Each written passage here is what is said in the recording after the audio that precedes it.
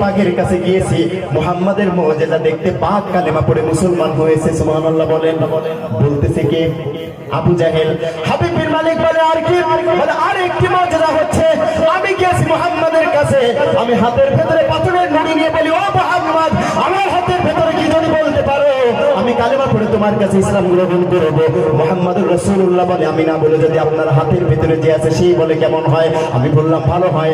আল্লাহর নবী মুহাম্মদ হাতের ইশারা করলেন, সঙ্গে সঙ্গে আমি আবু জাহেল দেখলাম আমার হাতের ভিতরে পাথরের নুড়িগুলো তৎক্ষণাৎ নড়াচড়া করছে আর বলছে, আশহাদু আন্নাকা মুহাম্মাদুর রাসূলুল্লাহ। হাবিব বিন মালিক বলে আর কি? বলে আর কয়টা দেখবে? আমি বাজারে যাইতেছি, পাথরের নুড়ি নাই, বাজারে যাইতেছি ফল নিয়ে, আঙ্গুর গুলো বড় নাই, খেজুর।